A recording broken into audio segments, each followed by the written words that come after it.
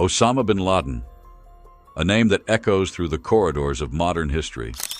But he was more than just the mastermind behind global terrorism. His story, deeply intertwined with the rise of Saudi Arabia's wealth and power, paints a complex picture. One of a man whose life was a tangled web of privilege and extremism. Born on March 10, 1957, Osama's early life was shaped by the shadow of his father, Mohammed bin Laden, a Yemeni immigrant who built an empire from the ground up, right alongside the very foundations of Saudi Arabia's economic boom. The bin Laden family's rise, much like the nation's, was fueled by oil wealth and powerful connections. Today, as the world grapples with the legacy of Osama bin Laden's actions, understanding the roots of his story feels more critical than ever. Osama's mother, Hamida al-Attas, a native of Syria, came from a prosperous family of citrus growers. When she was just 14, she married Mohammed, a 48-year-old millionaire, his 10th wife. In 1957, Osama was born. He was their only child, but not long after. Hamida and Mohammed parted ways. There has been speculation, rumors, that Hamida may have been more of a mistress than a wife, but the truth is unclear. What is clear is that Osama grew up surrounded by privilege.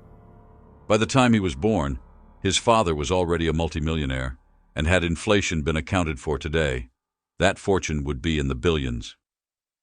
After his parents' separation, Osama's mother remarried a business colleague of Mohammed bin Laden, Mohammed al-Attas.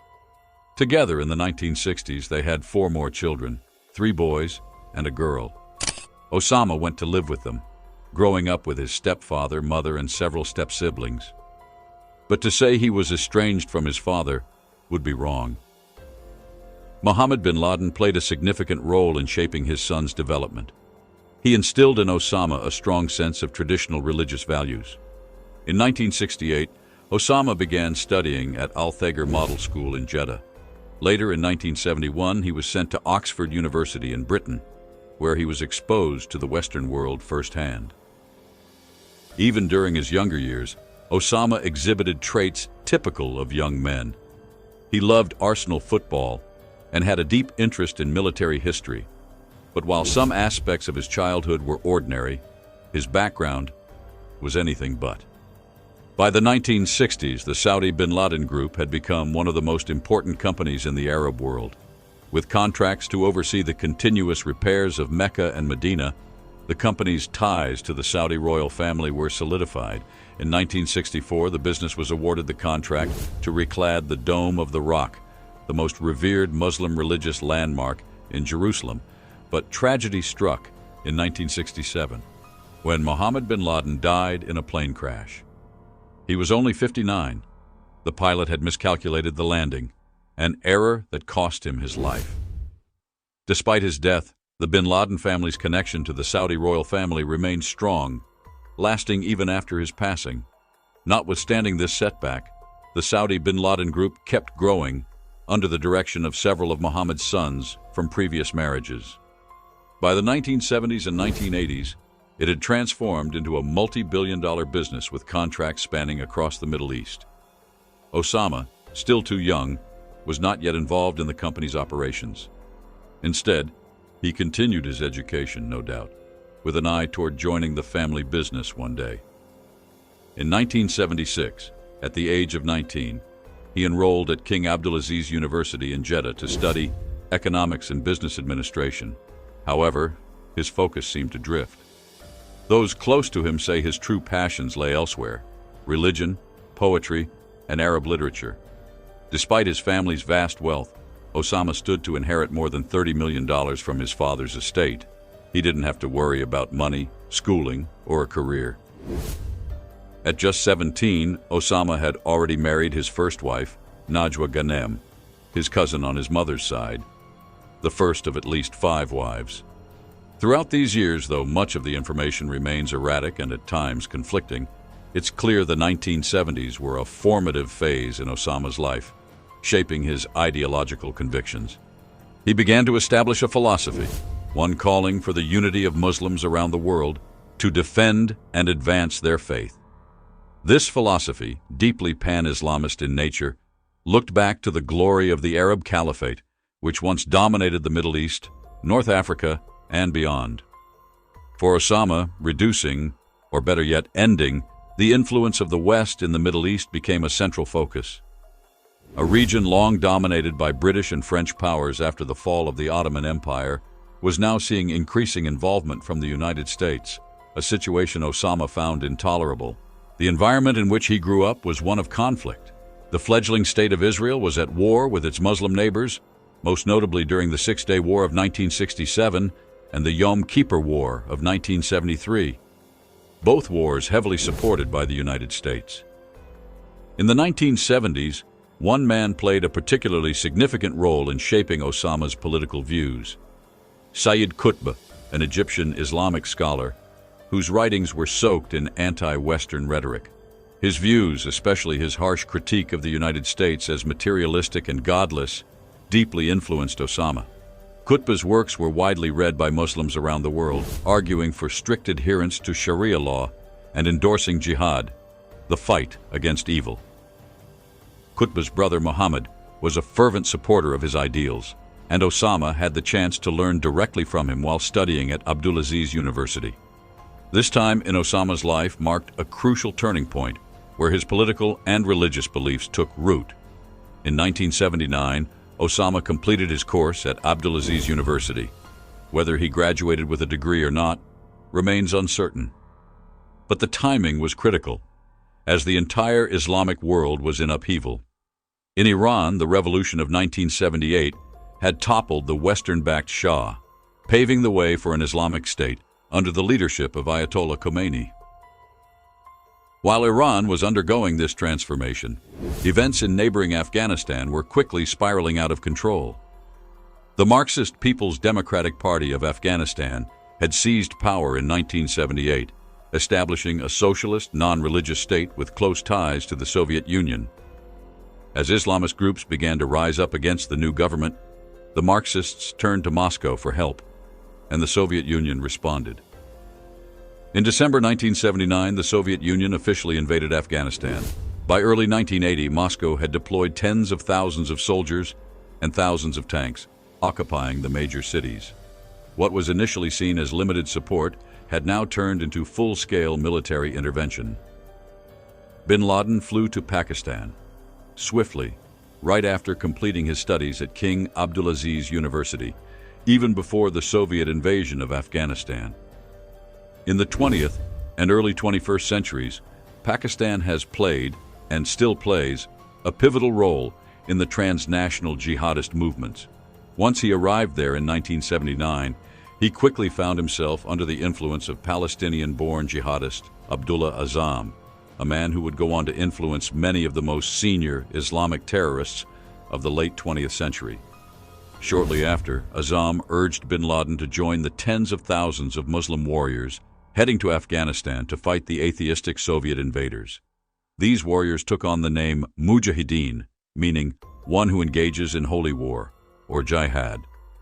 Although both the United States and Saudi Arabia spent billions of dollars to train and equip the anti-Soviet forces in Afghanistan and Pakistan, bin Laden used his own inherited fortune to recruit and train the Mujahideen in Pakistan before sending them to fight in the rugged mountains of Afghanistan.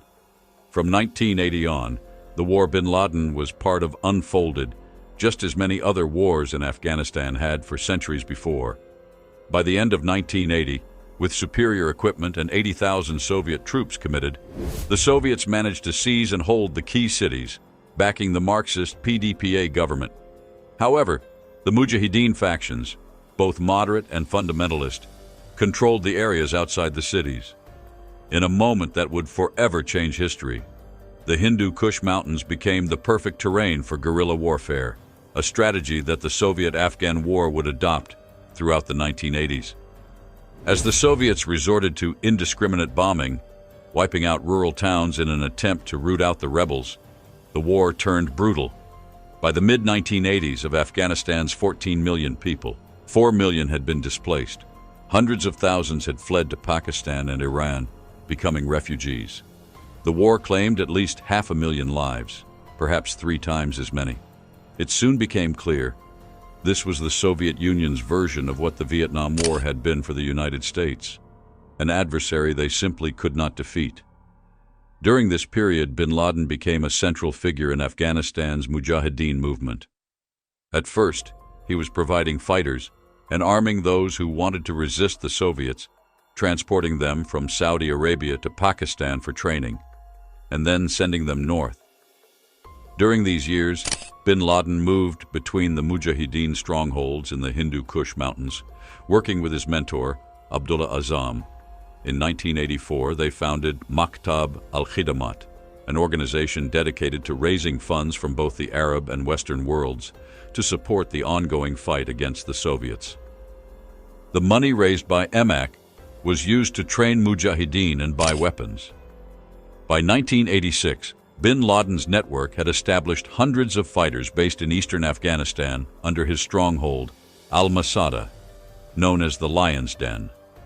These forces were critical in the Mujahideen's battle against the Marxist government and the Soviets at the Battle of Jaji in late spring and early summer 1987. While the battle had little strategic importance in the larger war, it helped Bin Laden build his reputation among the Mujahideen and the broader Arab world, thanks in part to the reports generated by a young Saudi journalist, Jamal Khashoggi. Despite their association, Khashoggi's political and religious views were quite different from Bin Laden's. The founding of Creation of Al-Qaeda was a defining moment in the 1980s, laying the groundwork for the jihadist movement Bin Laden would become synonymous with. As the war in Afghanistan moved toward an inevitable defeat for the Soviets and the Marxist government they supported, thoughts began to shift towards the future. Bin Laden, Abdullah Azzam, and others debated what the next step should be. Should Creation of Al-Qaeda evolve into a larger organization, one that could continue its mission to expel non-Arab powers from the Arab and Muslim world? They believed it should, and their vision would soon begin to take shape. In the end, the more radical side of the movement led to Bin Laden and Azzam founding a new group in 1988, Al-Qaeda, a name meaning the base or the foundation. While the world now knows its infamous legacy, back then, Al-Qaeda quietly emerged as what would become the world's largest terrorist organization. From the very beginning, Al-Qaeda's mission was clear: to wage holy war, or jihad, against non-Muslims across the Middle East, Lower Central Asia, North Africa's Maghreb, and even more distant corners of the Muslim world such as Somalia. It wasn't just limited to these areas either. Al-Qaeda's influence extended into regions like Mali and Nigeria, in sub-Saharan Africa, and as far east as Indonesia. At the core of Al-Qaeda's ideology was the goal of eradicating American influence from the Middle East and destroying the State of Israel, which they saw as nothing more than a Western stronghold in the heart of the Levant. Over time, they became convinced that in order to radicalize the entire Muslim world against the kafir, or non-Muslims, they would need to launch a significant strike against the United States itself. Early on, Al-Qaeda wasn't equipped for direct warfare, so its methods? Terrorism. Their aim was also to impose a strict form of Islamic governance across the Muslim world, rooted in a literal interpretation of Sharia law and the Quran. For Al-Qaeda, even moderate Muslims had strayed from the path of true Islam. Al-Qaeda's founding in 1988 coincided with the Soviet-Afghan War coming to an end. Mikhail Gorbachev, after assuming leadership of the Soviet Union in 1985, made it clear he intended to bring an end to Soviet involvement in Afghanistan. But just like it had been for America in Vietnam, withdrawal was not immediate. Moscow increased its troop numbers in a desperate attempt to win the war, even as the situation worsened. Meanwhile, the Ronald Reagan administration was providing significant military and financial support to the Mujahideen. Once the rebels got their hands on Stinger missiles, capable of taking down Soviet helicopters, the tide began to turn. By 1989, a peace agreement between Afghanistan, the Soviet Union, the US, and Pakistan finally led to the withdrawal of the last Soviet troops. But peace didn't last. After the Soviets left, the Afghan Marxist government began to crumble, losing territory to the Mujahidin forces. By 1992, it had fallen completely. Yet, almost immediately, the once united Mujahideen factions turned on each other. After 4 years of civil war, one group, the Taliban, rose to power in 1996. However, they never gained total control of Afghanistan, as the Northern Alliance continued to hold the northern regions into the late 1990s and early 2000s. As bin Laden's influence grew, so did his connections. He began visiting other top Islamic extremist leaders in Egypt and across the Muslim world. But during this period, his relationship with the Saudi government began to sour. Bin Laden's path was growing increasingly hostile, while the Saudi government maintained its role as a major American ally in the Middle East.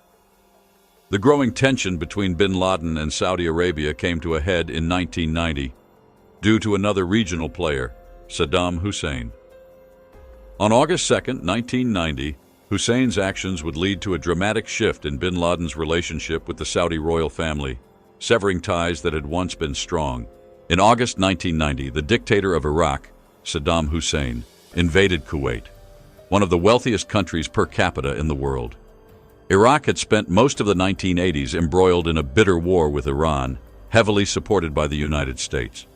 After that war, Iraq owed Kuwait billions of dollars, money borrowed to fund its military efforts. Within weeks of the invasion, the United States began assembling a coalition of military allies to counter Hussein's aggression. This coalition included Britain, France, Germany, and dozens of other nations. The swift conquest of Kuwait, a small city-state that fell in just 2 days, sparked international outrage. Much of the military coalition was directed to Saudi Arabia, using the country as a staging ground for the eventual liberation of Kuwait, and if necessary, launching an attack on Iraq. When diplomatic efforts failed, that's exactly what happened. On January 16, 1991, the U.S. military launched Operation Desert Storm, a massive campaign to push Saddam's forces out of Kuwait. But while the Saudi leadership approved U.S. Secretary of Defense Dick Cheney's request for American intervention, Osama bin Laden was furious. He believed that allowing American troops to gather in Saudi Arabia, especially so close to the holy sites of Mecca and Medina, was an insult to Islam. Bin Laden quickly sought an audience with King Fahd, the Saudi ruler, to demand that American troops be barred from Saudi Arabia. He even offered to defend Saudi borders himself, using his Arab Legion, the forces he had developed in Afghanistan during the Soviet-Afghan War. But his offer was rejected. Frustrated, bin Laden tried to gain the support of the ulama, Saudi Arabia's top religious scholars, hoping they would issue a fatwa, a religious ruling, denouncing the presence of American troops on the Arabian Peninsula. His efforts, however, were in vain. This created a deep and irreparable rift between bin Laden and the Saudi government, ultimately leading to his banishment in 1991.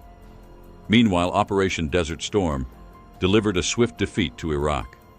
By the spring of 1991, Kuwait was liberated. However, the U.S. chose not to remove Saddam Hussein from power, instead imposing harsh sanctions on Iraq and withdrawing their forces. But the damage was done. Bin Laden was driven from Saudi Arabia and went into exile in Sudan in 1992. Sudan, under Colonel Omar al-Bashir, who had taken power in a bloodless military coup in 1989, was implementing Sharia law, making it a safe haven for bin Laden. He was welcomed by Hassan al-Turabi, the Speaker of the Sudanese National Assembly and the second most influential man in Sudan after al-Bashir. Together, they provided bin Laden with the freedom to continue his activities without interference. Al-Qaeda's Mujahideen established new training camps outside Khartoum, Sudan's capital. Bin Laden's heavily guarded compound, armed with sophisticated weaponry, became a base for his operations. The unrestricted freedom bin Laden enjoyed in Sudan soon led the international community to brand the nation as a state sponsor of terrorism. From 1992 to 1996, while bin Laden operated from Sudan, American intelligence agencies and the State Department began tracking his movements closely. The U.S. government was becoming increasingly concerned about bin Laden and al-Qaeda following the end of the Gulf War. By 1996, Bin Laden's compound was under near constant surveillance. Flyovers and other forms of intelligence collection occurred virtually every day. U.S. sanctions against Sudan for harboring Bin Laden and other Islamic fundamentalists were beginning to cripple the country's economy. At the same time, Omar al-Bashir, Sudan's president, had turned against Bin Laden's key ally, Hassan al-Turabi. Realizing that Sudan was no longer a safe haven, Bin Laden was forced to leave the country in 1996. He returned to Afghanistan, where the Taliban had just solidified control over most of the nation. There, Bin Laden became the personal guest of Mullah Muhammad Omar, the newly appointed Taliban leader following the group's seizure of power. In August 1996, Bin Laden publicly declared war on the United States, broadcasting his message through Islamic media outlets. He argued that the U.S. had been occupying Saudi Arabia since 1990 through its military presence and was the main backer of Israel in the region. Experts believe that his decision to escalate the conflict was driven by the depletion of his wealth after leaving Sudan and his growing radicalization following his expulsion. Once back in Afghanistan, Bin Laden and Al-Qaeda dedicated themselves entirely to terrorist operations, specifically targeting the United States. These confrontational attacks had long been a cornerstone of Al-Qaeda's strategy. For example, in 1990, the FBI seized the home of Al-Qaeda affiliate El Sayed Nosair in New Jersey, where they found plans to blow up skyscrapers in New York City. 3 years later, in 1993, a truck bomb exploded outside Manhattan's North Tower of the World Trade Center, an attack led by Ramzi Youssef, another Al-Qaeda affiliate who had trained in Afghanistan in the late 1980s. Bin Laden's reach wasn't limited to the U.S.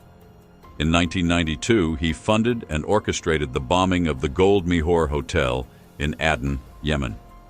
Al-Qaeda is also believed to have been involved in the Luxor massacre in November 1997, where 6 Islamic gunmen massacred 62 people, most of them Western tourists, in the Egyptian city near the Valley of the Kings.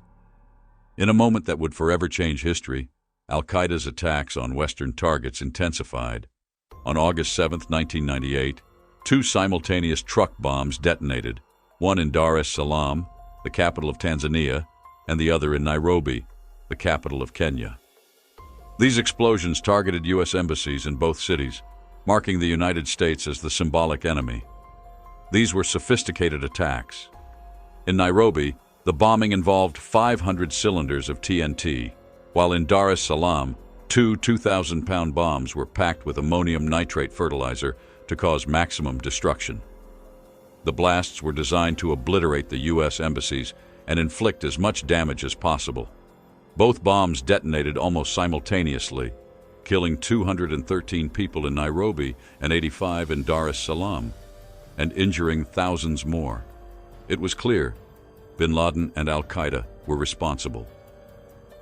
Immediately after the bombings, the FBI placed Bin Laden on their list of the top 10 most wanted individuals. In a moment that would forever change history, intelligence services across the Western world became aware of Al-Qaeda, though with a tragically incomplete understanding of the threat the group posed. In the aftermath of the embassy bombings, Bin Laden continued to escalate his rhetoric against the United States. His grievances were broad, encompassing everything from U.S. support for Israel to the persecution of Muslims within other nations, particularly in Chechnya, the Philippines, and India's actions in Kashmir. But his fiercest anger was reserved for the American soldiers stationed on the Arabian Peninsula, near the holiest sites in Islam, Mecca and Medina. In 1998, Al-Qaeda declared, "For 7 years, the United States has been occupying the lands of Islam in the holiest of places." In a moment that would forever change history, Bin Laden and Al-Qaeda shifted their focus to an even more significant attack, this time on American soil. They chose a target they had tried to hit before, the World Trade Center in New York City. Although they had attempted a truck bomb attack on the towers in 1993, this second attempt would be far more destructive. Sometime in late 1998 or early 1999, Bin Laden approved the World Trade Center project, a plan first proposed by Al-Qaeda affiliate Khalid Sheikh Mohammed back in 1996. By 1999, potential candidates for the attack were being vetted in Afghanistan. The chosen individuals had to be able to speak English and have experience living in Western society. Several candidates emerged, including Muhammad Atta, Marwan al-Shehi, and Ziad Jarrah. When it was discovered that Hani Hanjour had a commercial pilot's license, he was immediately selected for the operation. By the year 2000, terrorist cells in Arizona, Florida, and California had housed and prepared 19 individuals for the mission. The idea of hijacking several commercial aircraft and flying them into buildings as part of a suicide mission took shape by early 2001. The Twin Towers of the World Trade Center were the primary targets. The Pentagon in Virginia was also chosen, and there were plans to crash a fourth plane into the Capitol building in Washington, D.C., the heart of the U.S. government. With the plan in place and the cells prepared, they set a date, September 11, 2001.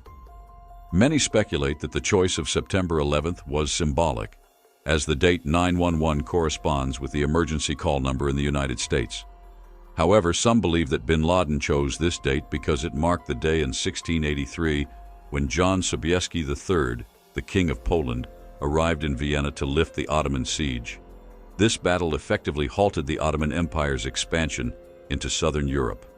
For centuries, the Christian world had been resisting Muslim expansion in the eastern Mediterranean and the Balkans, but during the siege of Vienna, the Christian powers began to push into the Muslim world.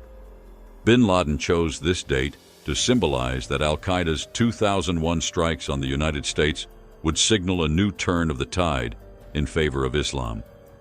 On the morning of September 11, 2001, operating in separate cells, the 19 hijackers began to carry out their deadly mission.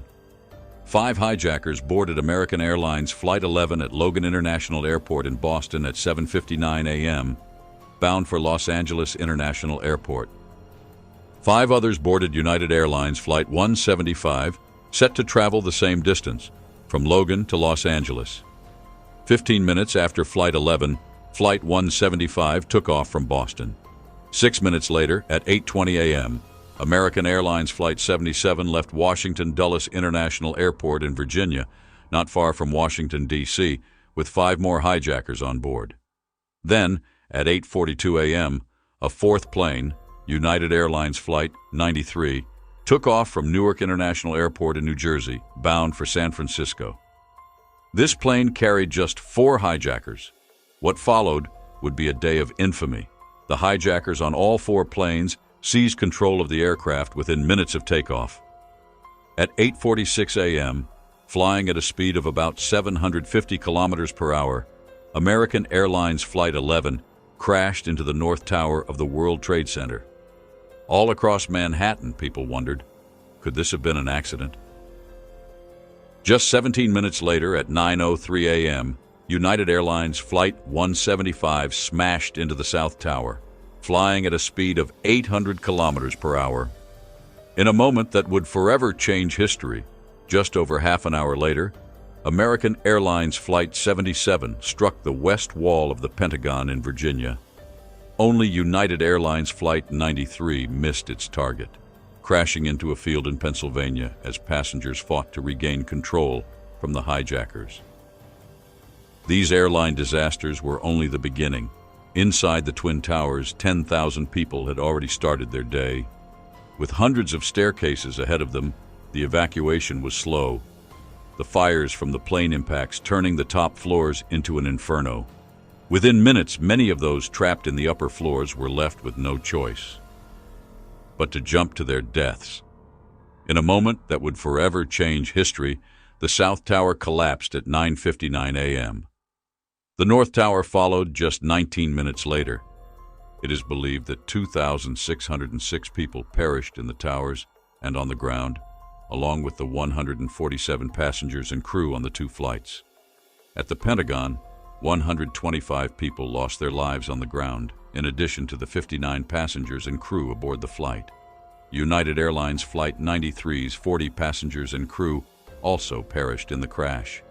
The September 11, 2001 attacks remain the most catastrophic acts of terrorism in world history. The psychological impact of the attacks was unmatched. Footage of the planes striking the towers began circulating around the world within minutes, bringing the horror into millions of homes. In a moment that would forever change history, Bin Laden initially denied any involvement in the 9/11 attacks.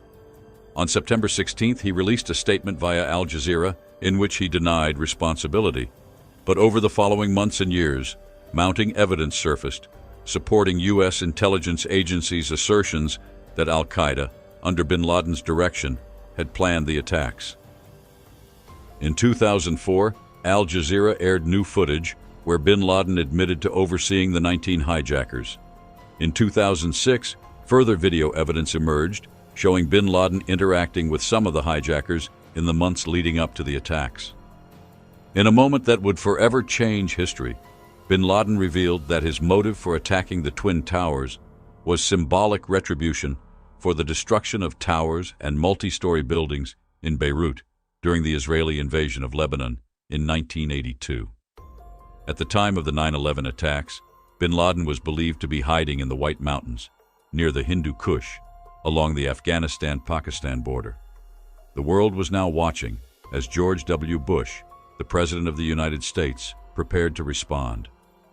On September 18, 2001, just days after the 9/11 attacks, President George W. Bush swiftly passed a joint congressional resolution authorizing the use of force against those held responsible for the atrocities. Bin Laden and Al-Qaeda, who had been hiding under Taliban protection since 1996, refused to hand over the terrorists, making the Taliban government a direct target. On October 7, 2001, American and British aircraft began striking strategic targets in Afghanistan. The Northern Alliance, a group opposed to the Taliban, formed a key alliance with U.S. forces. Although U.S. special agents had quietly entered the country in late September, the main land invasion began on October 19th. American troops, along with allied forces from dozens of countries, poured into Afghanistan in significant numbers. In the early stages, the war brought rapid success for the United States and its allies. By early November, U.S. forces had surrounded Kabul, the Afghan capital. On November 12th, a U.S. airstrike killed Mohammed Atef, a top Al-Qaeda leader and one of Bin Laden's closest associates. As the Taliban withdrew into the mountains or towards the southern city of Kandahar, the Northern Alliance and U.S. soldiers entered Kabul. The Taliban made their final stand in Kandahar by late November. By early December, the remaining Taliban forces had capitulated, seemingly ending the war. In early December, a new interim government was formed, led by Hamid Karzai, the first president of the new Afghanistan. However, this initial victory proved to be a false dawn. The U.S. could not completely eliminate the insurgencies that soon spread throughout the country, and Bin Laden remained elusive. Despite coming shockingly close to capturing Bin Laden in Afghanistan, his justice remained out of reach. A group of several hundred Allied fighters, including 70 U.S. Special Forces, along with fighters from the Northern Alliance, launched an assault on the Tora Bora cave complex in the White Mountains, the suspected hiding place of Bin Laden and other Al-Qaeda members. The Battle of Tora Bora raged for nearly 2 weeks in the treacherous mountains. U.S. intelligence agencies believe that Bin Laden was indeed present during the battle, but he managed to escape, as the coalition's forces were insufficient to capture him. In a moment that would forever change history, it is believed that Bin Laden crossed the southern border into Pakistan.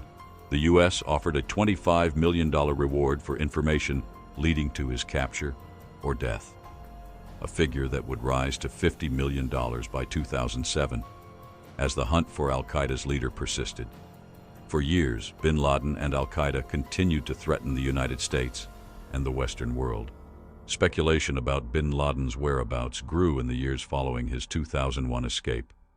By then, he had become the most wanted man on Earth, known worldwide, but his movements were covert. Even today, U.S. intelligence agencies can only piece together fragments of his whereabouts during the 2000s. It appears that Bin Laden, along with many of his top Al-Qaeda associates, spent much of these years hiding in Pakistan. Although the Pakistani government officially denied his presence, it was no secret that successive governments in Islamabad had historically supported Islamic terrorist groups. However, in Bin Laden's case, they could not openly acknowledge his presence on Pakistani soil, Even so, the approach to capturing bin Laden was relatively light-handed. While it was evident that he was hiding within the country, U.S. intelligence agencies struggled to locate him, receiving only minimal assistance from Pakistani security forces. It is believed that bin Laden spent most of his time in Waziristan, a mountainous region in northern Pakistan, near the Afghan border. After his initial escape from Afghanistan, reports throughout the second half of the 2000s occasionally suggested that bin Laden had crossed the western border into Iran, but these claims were most likely false. In reality, bin Laden and Al-Qaeda were able to live in Pakistan, mostly unharmed and in relative comfort, with the tacit support of influential political and security agency figures. In a moment that would forever change history, during this period, bin Laden and Al-Qaeda continued planning terrorist attacks across the Muslim world. After September 11th, the installation of an extensive security system at American airports and other critical locations made it far more difficult to launch attacks on U.S. soil. However, Western targets in the Middle East were still plentiful. By late 2001, American, British, and other Allied soldiers had taken control of Afghanistan, where they would remain in some capacity for the next 20 years. But a new front was emerging, one that would shift the global focus to Iraq.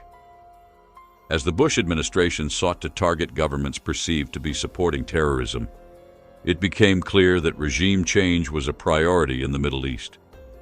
After the victory over the Taliban in Afghanistan, attention quickly turned to Saddam Hussein's regime in Iraq.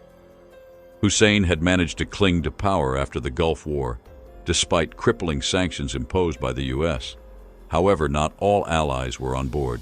France and other nations accused the Bush administration of using the 9/11 attacks as a pretext for regime change in oil-producing nations, suggesting it was a form of U.S. neo-imperialism.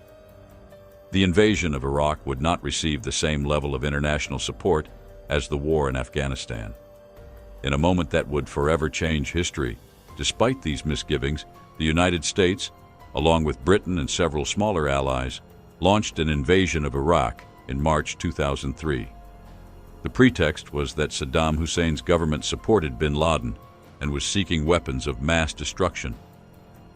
Bin Laden had long criticized the U.S. sanctions on Iraq, claiming it as one of his many grievances against America. However, there is no clear evidence that Hussein had ever significantly supported bin Laden or Al-Qaeda. The conquest of Iraq unfolded in a manner similar to the campaign in Afghanistan. After a quick victory against Saddam Hussein's Ba'athist government, President George W. Bush declared victory just 2 months later. But the situation in Iraq would prove to be far more complicated than in Afghanistan. By the summer of 2003, a ferocious insurgency had begun, as many parts of Iraq sought to expel U.S. troops from the country. Al-Qaeda and bin Laden soon found themselves involved in this internecine conflict, which would drag on for years, contributing to the region's growing instability. Al-Qaeda's strategy in Iraq focused on widening the rift between the Shiite majority and the Sunni minority, with the aim of instigating a civil war throughout the country. They employed conventional terrorist tactics, including the attack on the Al-Askari shrine in Samarra on February 22, 2006. While the attack did not result in mass casualties, it destroyed one of the holiest sites for Shiite Muslims, igniting days of sectarian bloodshed in Baghdad and other regions. Over 1,000 people lost their lives in the resulting violence. By the late 2000s, the conflict in Iraq began to stabilize. A major U.S. troop surge in 2007, combined with political reforms, helped reduce the most severe bloodshed. But Al-Qaeda's campaign persisted, including bin Laden-approved bombings in Baghdad and a suicide attack on the Imam Hussein shrine in Karbala in March 2008, which claimed 42 lives and left many others injured. Meanwhile, back in Pakistan, bin Laden had moved into a new, purpose-built facility in Abbottabad, located in northern Pakistan. Construction on the compound began shortly after bin Laden's entry into Pakistan in 2002 and was completed by 2005.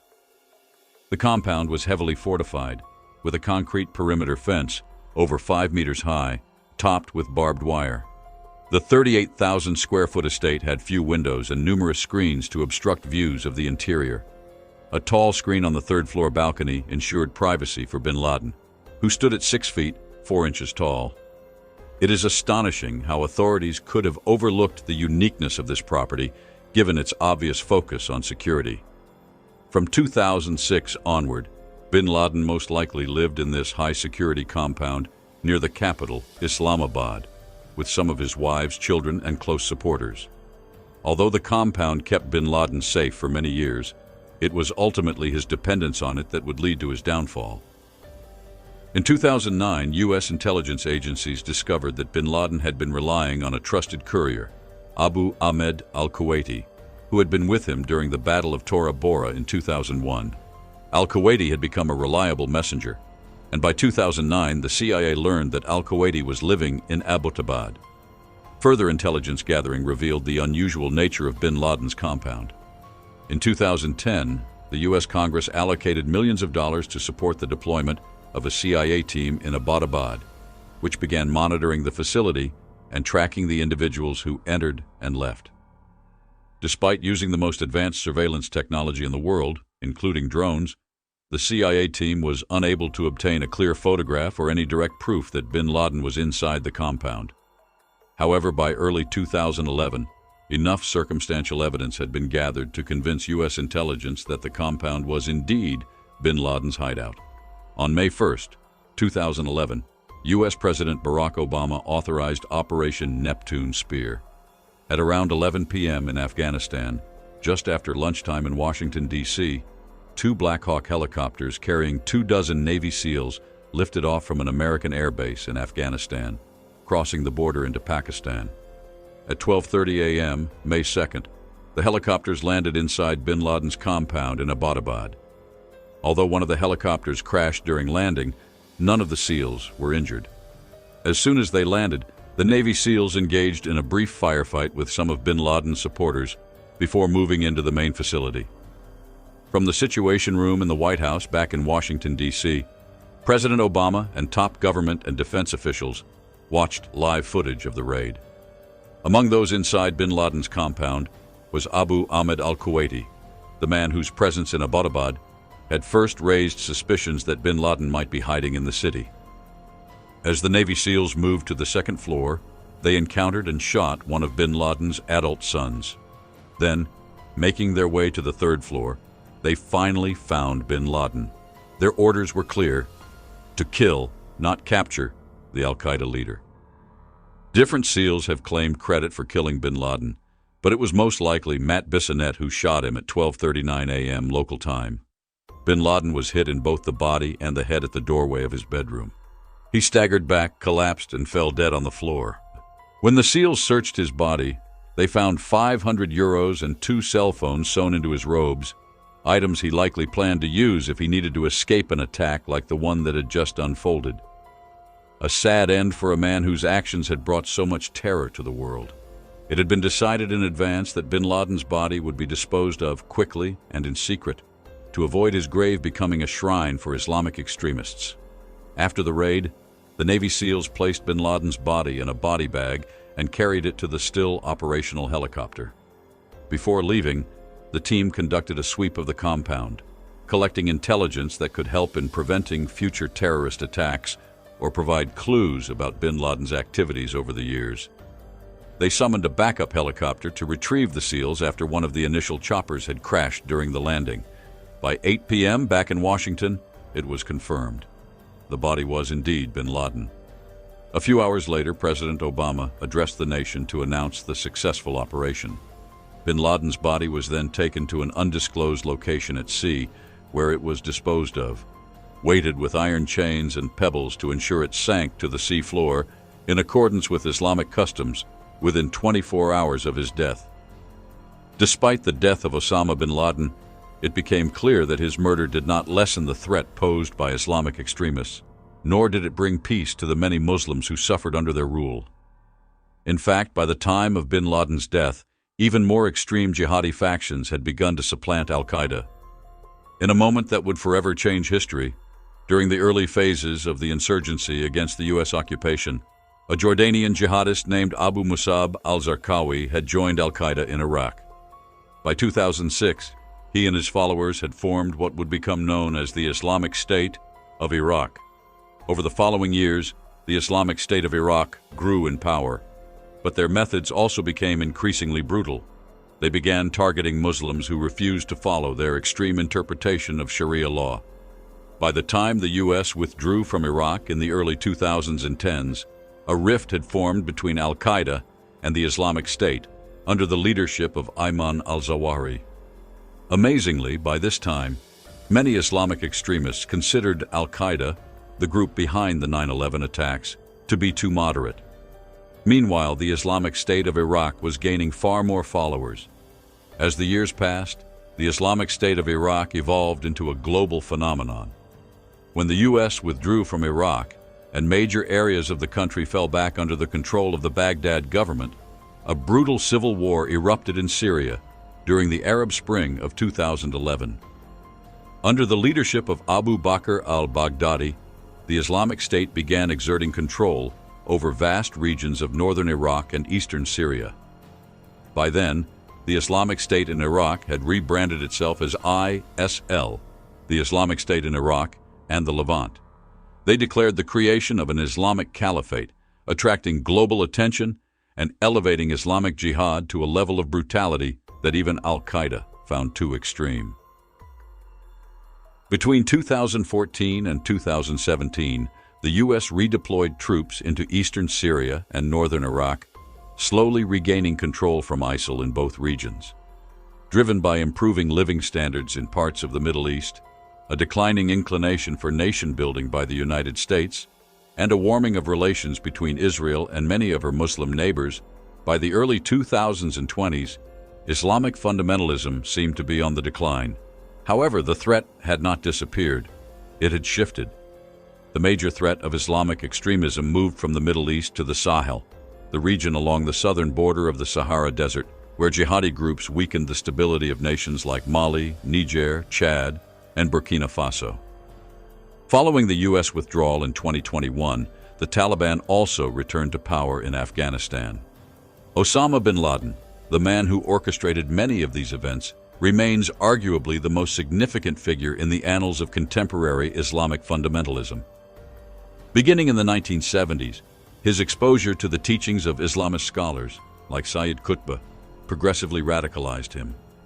Armed with this growing radicalism, the financial power of the Bin Laden family empire, and the contacts he developed across Saudi Arabia, Bin Laden played a pivotal role in training and equipping the Mujahidin to fight the Soviets when they invaded Afghanistan in 1979. Had his career ended there, he might have been a mere footnote in history.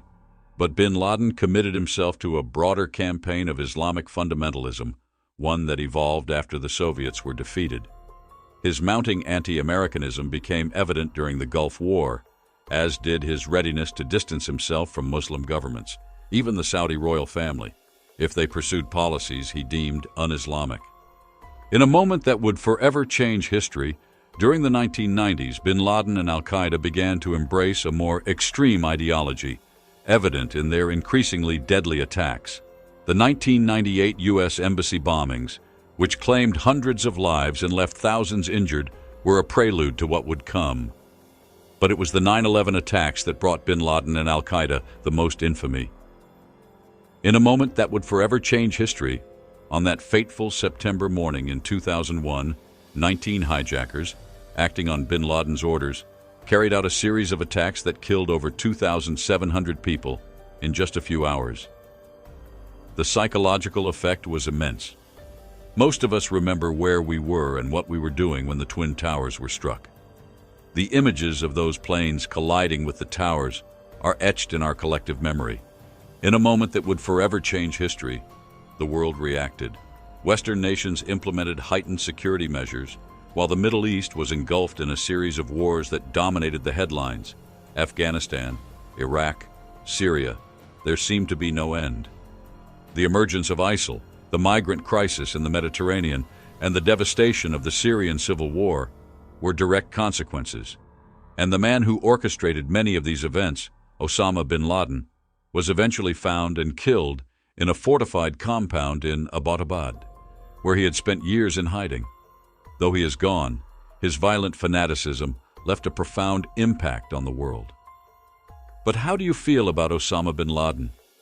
If he had been captured alive and brought to trial for his crimes, would the outcome have been different? Share your thoughts in the comments below, and thank you for listening.